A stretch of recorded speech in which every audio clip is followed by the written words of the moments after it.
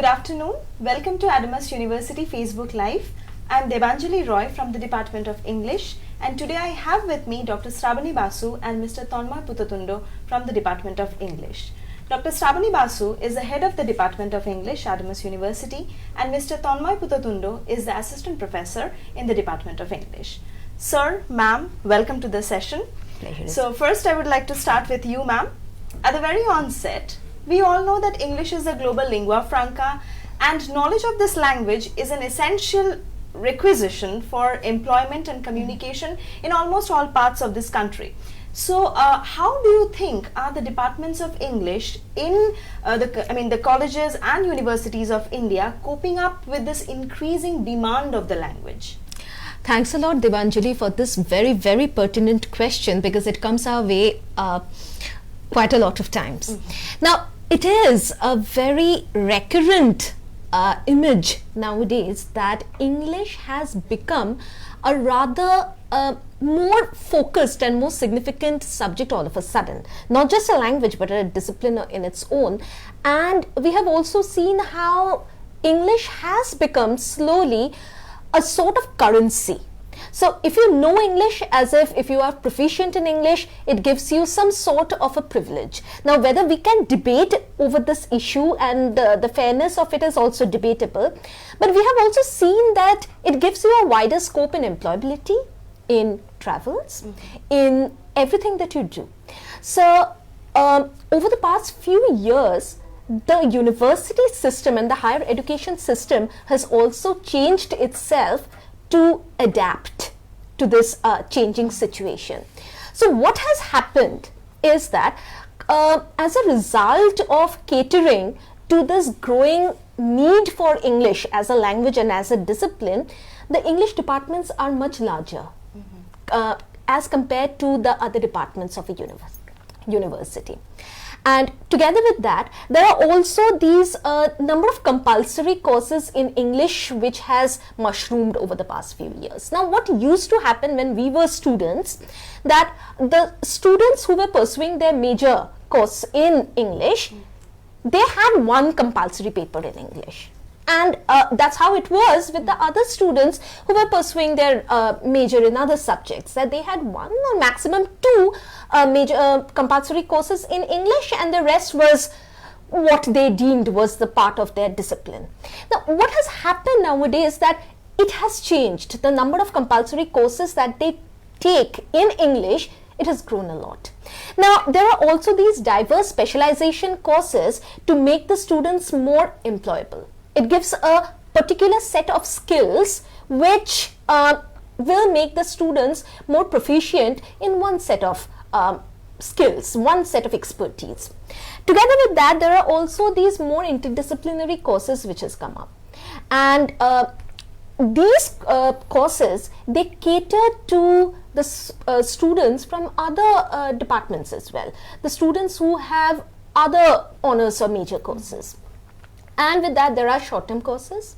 There are these proficiency courses, the training courses. And with that, what we see is that UGC has also come up with, in the recent CBCS remodeling, it has come up with a number of these skill enhancement courses, the ability enhancement courses, and the National Education Policy has also given a much larger scope to liberal arts, to English. So things have changed a lot, and it is making a progress. The departments of English all across the country and even beyond, they are making a progress towards accommodating this growing need for English. Thank you, ma'am. On this note, as you said about the employability, and as we talked about how English language is a prerequisite for any employment, almost any employment in the nation. So what exactly are the job opportunities available to a student who aspires to do a graduation study in this subject? Another question that comes our way a lot, many times. And we notice something very fun, that if you ask a student who has just finished their graduation in English, that what are your plans now? What are you going to do? They take a minute to give their answer. So they take a minute, they look here and there, and sometimes then they make up their mind. So a person who is not used to the to the discipline and they are not exactly used to this entire business of looking for jobs in English, they might think that there isn't much to do in English, that if you have a UG English honors degree in your possession, you might not do a lot, because they are thinking a lot before answering that what do you do next. But actually it's just the opposite. There is so much to do that you need to have a lot more time to make your mind up. So what we can divide employments in English, say in government sectors and in private sectors, and in it there are also these academic jobs that you may pursue or the extra academic ones. Let me give you an example. Suppose teaching, which is a very conventional choice of career for many students who are doing their graduation in English. And what do you do then? That you finish your masters, you sit for your NET or SET, you get into research, you finish your research, you get into university level teaching, you get into college level teaching and so on. Or if you are into school teaching, then you finish your B.Ed after your masters and then you get into school teaching and then you go into research if you so desire. But what about these courses, these career options like corporate teaching, like language training, like training for those students who are aspiring to crack these competitive exams? How do you posit them? So other than these career options, there are also these career options like editing, publishing, content writing, blogging, script writing, HR, then PR. So there are a whole host of jobs that a fresh English graduate can aspire to do. And we have noticed another thing. We had a summit a few months ago and we were discussing at Adamas University that what are the career options for young graduates who go out in the world from Adamas University. And we saw something which we found a little surprising, that it doesn't really matter what is the discipline that you are pursuing for your undergrads, because the most jobs that they are getting right out of college are the jobs which anybody who is a little trained to do the job can do. And in those jobs, the most number of students who are getting these jobs are English graduates, because they are eloquent, they can express themselves, they can express what they think is suitable for the time, they can think creatively. So they are doing extremely well in the job market. But what about the higher studies in this discipline, ma'am? The scope of higher studies, I mean. Like in Adamas, we offer masters, which we consider to be the first step into higher studies. We offer MPhil, we offer PhD. And in masters, the eligibility criteria is 50% in your graduation. And there is also this entrance test which we call AUAT, and you will have to crack that. Any aspirant who is getting into masters in Adamas University will have to crack AUAT, which is not exactly a very intimidating exam, but at least you will have to make your mark in that exam to convince us to take you on. And in MPhil and in PhD, UGC has this set of regulations which you need to fulfill before you get into a research course, a full-fledged research course in any university in this country.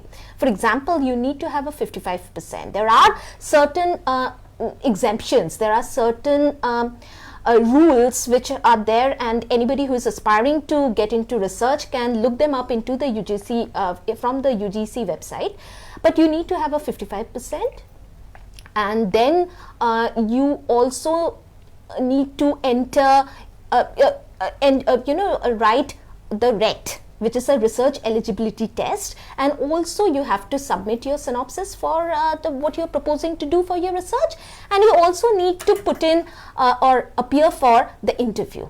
Now, one exemption that we allow at Adamas University and most universities in this country is that if you are NET or SET qualified, you need not appear at the RET. So these are the research courses that we offer, and we have some 13 research scholars who are working on diverse aspects of language and literature in our department, and they are doing extremely good. So now it's time for you to introduce the department. Tell us something about the department. Now, the department is not as young as we look here. Devanjali is also a member of the department. Tonmoy, we have already met, is a member of the department. And all in all, we have 12 members in the department, and it is ably mentored by Professor Jayati Gupta, who has been one of the behemoths of Indian academia, especially in the discipline of English. And she was associated with the Presidency University for a long time.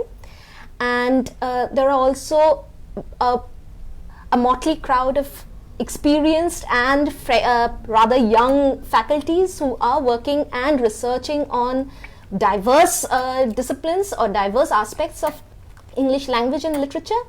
And some 7 of us are PhD holders, and we supervise our scholars in that, and all of us qualify in the UGC minimum regulations of employment in a university. And we teach UG and PG courses. And we of course have a captain as good as fine an educator as you. Lovely. Thank you. Thank you, ma'am. So over to you, sir. You have been in the Department of English Language and Literature for quite some time, and you take classes in the undergraduate and the postgraduate courses. So if you could share some interesting papers that the department offers.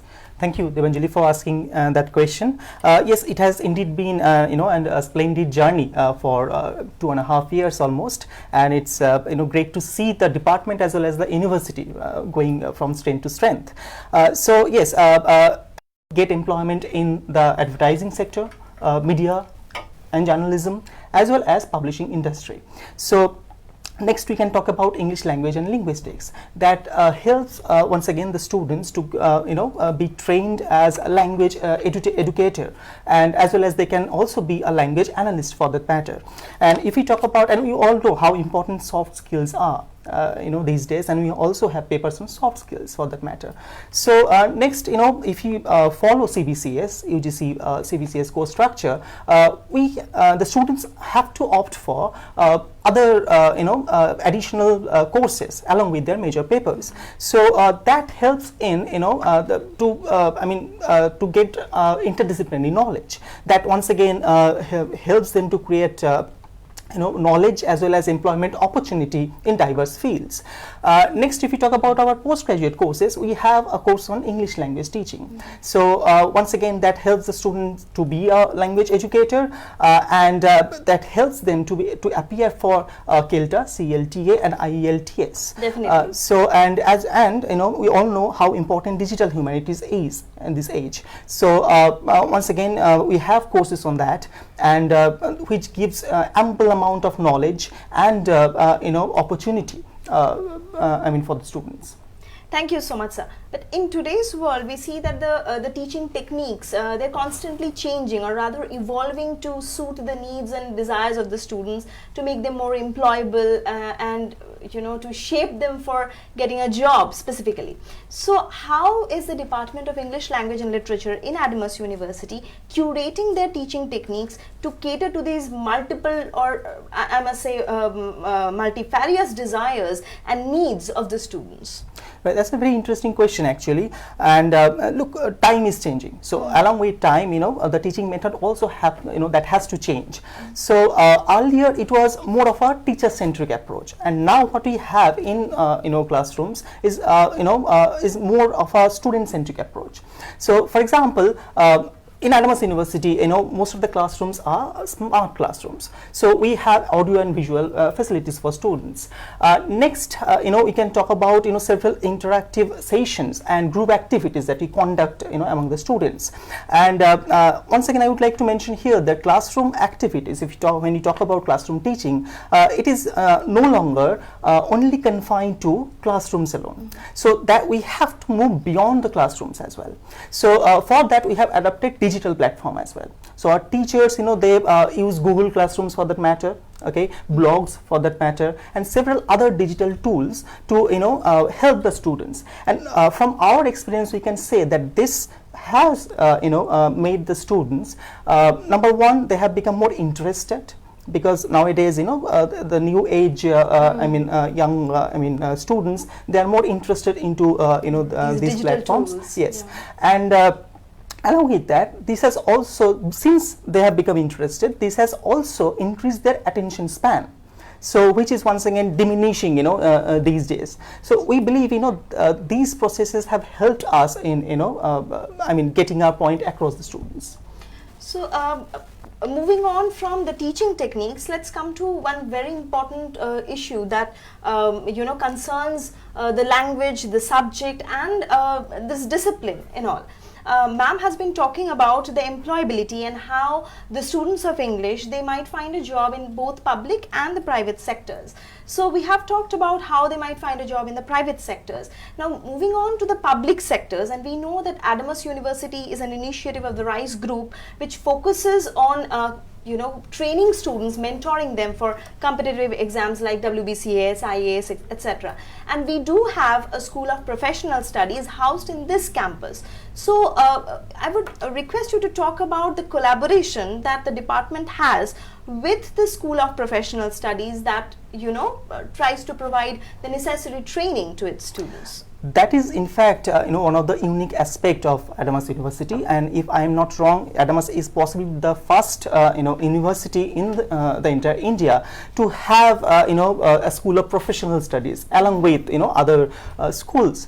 So and our Honorable Chancellor Sir, he is very keen to increase the employability of the students. So in this regard, all the students who are willing to pursue their future career in the fields of several government as well as private sector jobs, they can enroll in the professional studies, and they can get proper guidance, training from the experts in the relevant fields. So that is a very important factor. Talking about the employability, once again, we also have a career development cell. They are working very hard to increase the employment opportunity for the students.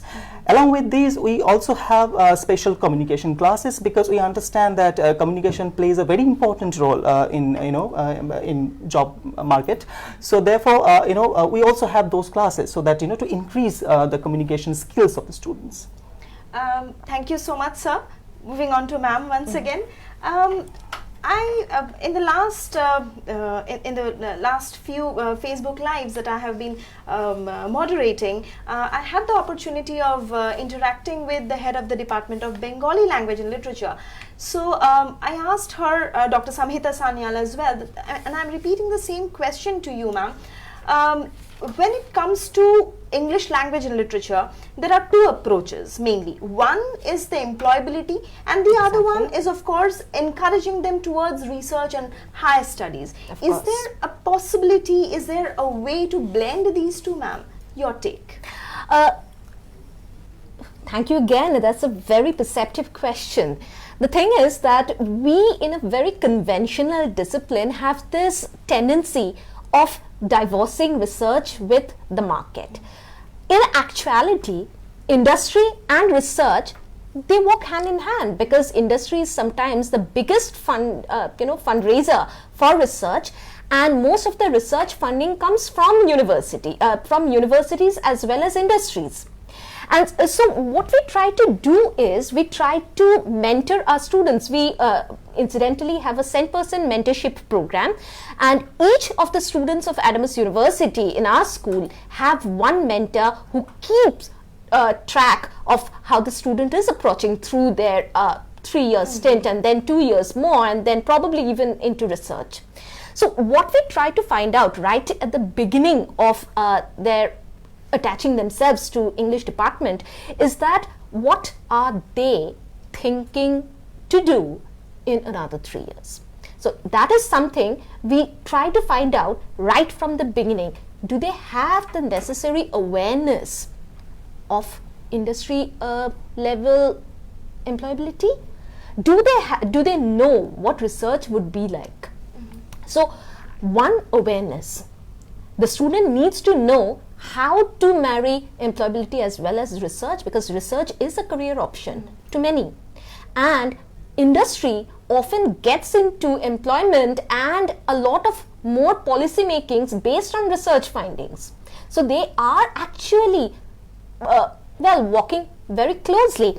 And for students, we also have 10% internship opportunities for students. All students are offered internship, but we have a policy, a principle that we don't force students to get into internships. What we try to do is we try to counsel them and try to find out what do they want to do with their life, what are they good for, what do they think that they are good for. And we also see that if a student, suppose if any student who is watching me now, if you are good for, or if you consider yourself to be good for the market, your mentor will find that out. Your mentor will sit with you, your mentor will speak to you, your teachers will all speak to you and will try to push you towards internship so that you can get ready for the market tomorrow. And if you are into the research bent, there are students who are a little introspective. They are a shyer bunch, not all, but some, it might be. And it's not that all outgoing people go for a job and all quiet people go for research. There is no categorization like that. But suppose if you are into research, then right from the beginning, we will not force you to get into internship. Rather, we would ask you to be our project assistants, our research assistants. We will push you into writing more dissertations. We will push you into publication. We'll mentor you. We will counsel you. We'll sit with you so that you can write what you are thinking, whether you can process information and go ahead with it. Thank you so much, ma'am. On this note, when you're talking about research opportunities in the department, and you are a member of the PhD committee. I am, yes. So on this note, ma'am, if you could talk about the research projects, both the scholars and the faculties in your department, the kind of work, the research work that they are working on, I mean. As I said, our department is a very young, not all, but yeah, a group of very young and rather experienced people, and all of us have a legacy of project experiences. For example, our mentor, Professor Jayati Gupta, she did this project, and it was a very significant project on cultures of travel in Bengal, and it was funded by the Ministry of Culture, Government of India. Together with that, like Tonma, if I remember, that you were also associated with a project called the Impact of Social Media on the women Kantha workers. Yes. And then Miss Rimi Nondi from our department, she was associated with this major project called Mapping Digital India. And if I remember, Debanjali, you, another very important member of our department, you were also, in this very interesting project. Access Micro Scholarship project. Access Micro Scholarship. It was a US Embassy. It was funded by the US Embassy. Yeah. Yes, and Rimi Nondi has also contracted this project which our students will also participate into, called the Porous City project. It's a very interesting project, but it's still in its inception. We have been contacted and we have received the approval that we will be working in it, and so I cannot really talk about it too much, but some 6 members in each session, students, will sit together with students from diverse disciplines from in and outside Adamas, from different places in this country, and they will talk about what is their concept or what is their understanding of city and city limits. So that's a beautiful thing about the department. Like, we involve the students in these projects that the faculties are also working in. So a beautiful collaboration between the faculties and the students. Yes. So coming to the next question, rather, would you like to tell us about the activities, the extra academic activities that are organized by the department? The department is a very, very colorful department. So anybody who is thinking of joining us today, tomorrow, we will have loads of fun. And some of the activities that happened very recently, like we celebrated Bidasagor Jayanti. We also had series of guest lectures, and each one of us, like you from Presidency and Kolkata University, Tanmoy from Vishwabharati, I from EFL University, Hyderabad, we all contact our mother institutes and we try to get people, we try to get our professors, our friends who are from different universities to come and deliver their lectures here, so that our students get to have at least a taste of people outside of Adamas. We try to keep them, as much as possible in touch with the outside, this humongous world of Indian academia. And with that, we also have these activities, like we have gender sensitization workshops. There is also this poster, this February 2019, we had this poster making competition to commemorate the Black History Month, and you should see, you have seen, but you should see at some of the posters which our young minds have come across. They're extremely suggestive, extremely interesting, and the kind of nuanced messages that they have put into these posters, they are mind-boggling. And other than that, we have several cultural festivals, like we celebrated Rabindra Jayanti very recently, where both the students and the teachers sat together working on Rabindra Jayanti to relive the culture that we have inherited. And then there is Bashant Utsav, and we also collaborated with other departments from the School of Social Science. For example, with sociology, like the Department of Sociology, they helped taking students from the English department as well as students from different departments into different NGOs, old age homes, and orphanages, so that our students also get to know something about the social responsibilities, which is very important for everyone. And then mass communication and journalism department has also helped out a lot, taking our students off at media events, and our students make short films. Like one of our students, Shogato, made a very creepy short film, and the kind of horror element which an 18-year-old can think of was spectacular. Then a second-year student, now he is in the third year, Shreyash Adhikari, wrote and published this book called Scarlet Turban, which has come out in Amazon, and it has very positive reviews. Fantastic narrative. Fantastic narrative it is, actually. I forgot to ask you one question, ma'am. When you are talking about research and the kind of projects that the department is working on right now, what are the resources, what are the facilities that the department provides to its research scholars? Now, I have outlined a few facilities that we have tried to provide for our scholars. Like, we keep tapping our own resources as well. Now, our Honorable Chancellor Sir and Vice Chancellor Sir, they have been extremely supportive. We have a wonderful library, and the library keeps growing every semester, because you always need more books. And we also have these online access to journals like Wiley Blackwell. We are also members of JSTOR. We subscribe to it, and our scholars and our students have endless resources to tap. Now, together with that, we also have this extremely up-to-date language lab, which is very good for language trainings as well as language-based research. And we have trained personals like yourself, who is specializing on the language sciences, social linguistics and all. And we also have these resources, as we say, from external providers. Like, we tap our resources which we had when we were students. We contact our mother universities like Jadavpur, Presidency, Vishwabharati, Calcutta University, Hyderabad Central University, University of Hyderabad now, English and Foreign Languages University, Hyderabad. We have our contacts there because we were students there. And we also try to get the contacts to come down here. We also try to augment we try to complement whatever sources we have with newer sources from everywhere possible. And we try to keep the border very porous. So Porous City, the project which our students and we would be participating in, is actually what defines us. we are a porous discipline. We are extremely open to resources. We are also open to ideas. Thank you so much for the wonderful insights, ma'am. Moving on to you now, sir.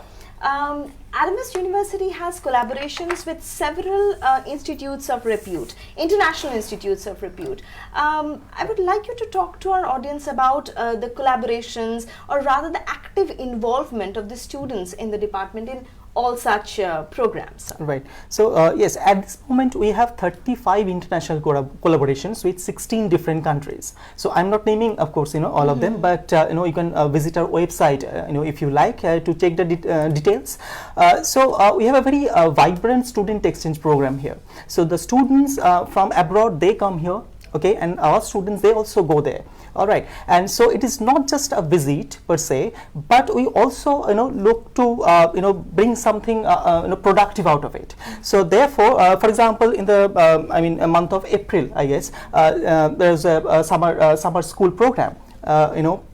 So there are 18 students from seven different countries. They visited our campus.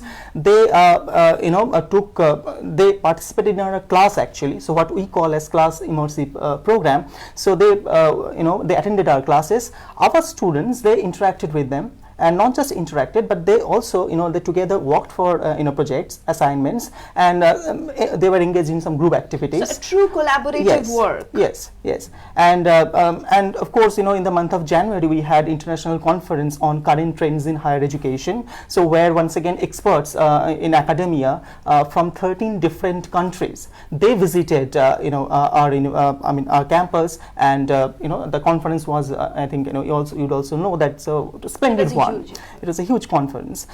So yes, and these kind of things, I think the students, they get adequate exposure, which is very, very essential at this stage of their career. So that is, I believe, is very important. Thank you so much, sir. Thank you, ma'am. So on an ending note, I would request you to pass on your message to people, to students, candidates who aspire to be a part of our department. Ma'am. A message.